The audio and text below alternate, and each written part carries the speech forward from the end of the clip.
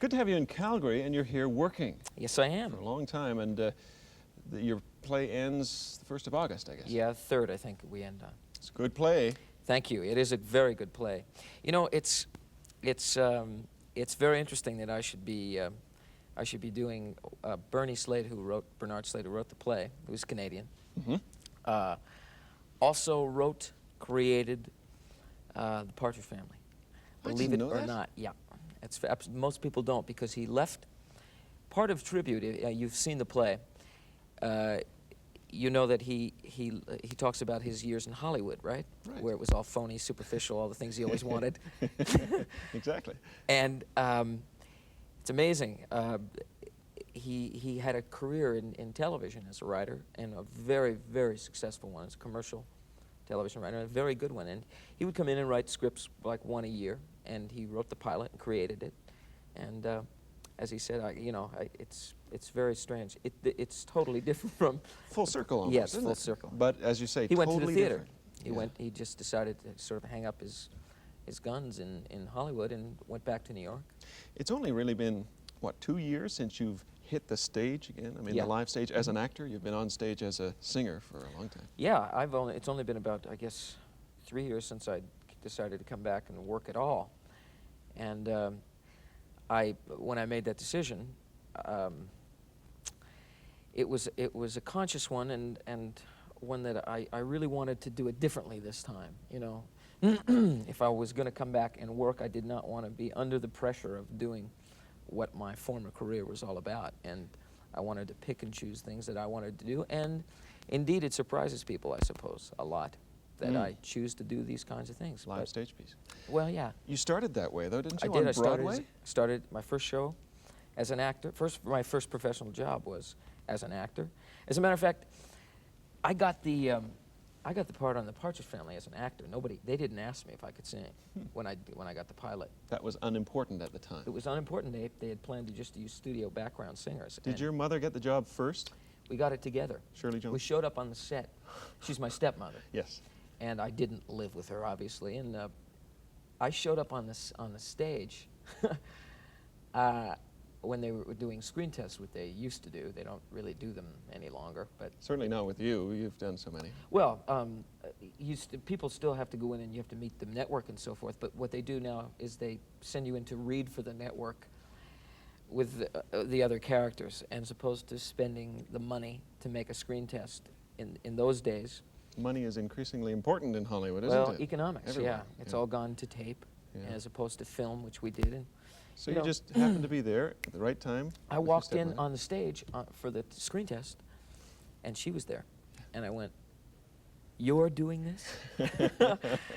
It was very, at that moment I thought, well, they don't know, because I didn't live with my father and Shirley, and I was not associated with them.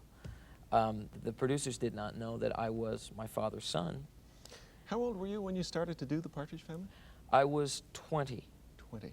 20 to 25. They say you were a millionaire by the age of 21 or something like that? That must be a heck of a pressure on you, to start sort of at the top. Well, I didn't start at the top. I went back to New York after I graduated from high school, and I'd worked with the LA Theater Company, and I'd been singing, and I'd played rock and roll in bands and things just for fun. But I really made it a point of being an actor, of studying and working.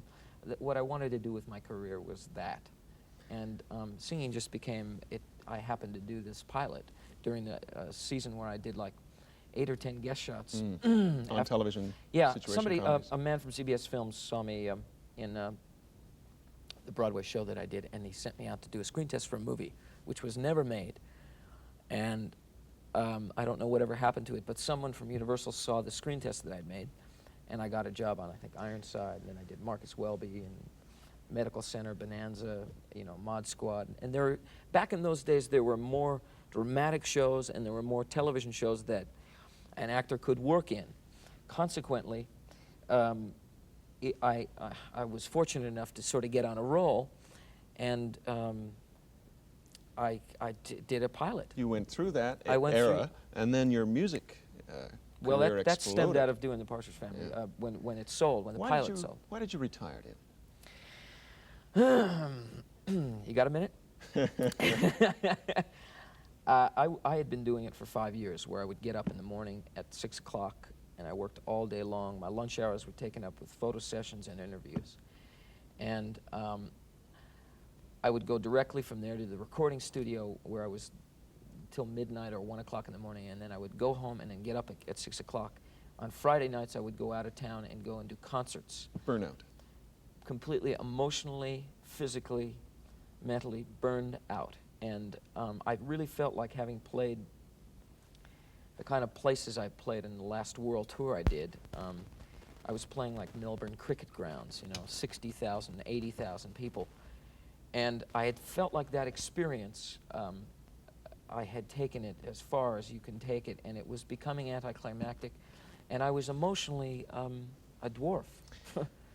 I became very paranoid. You asked me a question about how I handled having a lot of money.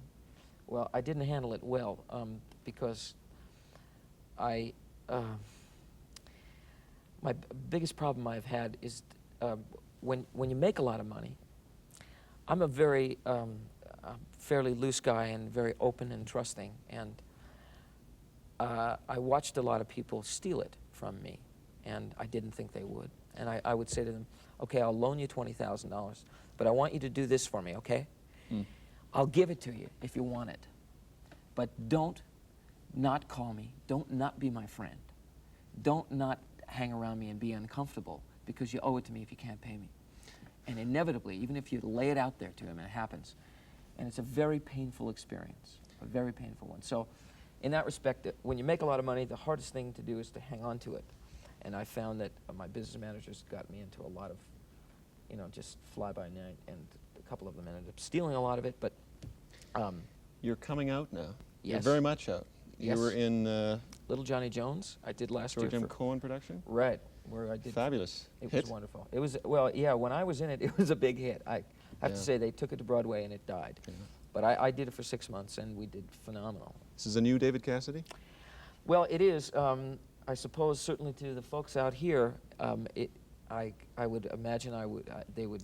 You're over 30 now? Yes. You still Ain't have it your the truth? fans. I know that they follow you all around the world. Yeah, it's really a compliment. I must say that I find it hard to believe that people, when I left the business for 3.5 years, 4 years almost, and there was nothing for them to follow. I mean, it was like a ghost, and they've just been, There's something now. Well, yeah, there's something stage. now. There is something now. And you do it very well, and I wish you the best of luck in Thank your you. renewed career Thank on you. stage. It's a I pleasure. hope you'll perform in Canada again, because I it's hope a treat to see you. I hope to. Thanks, David. Thank you.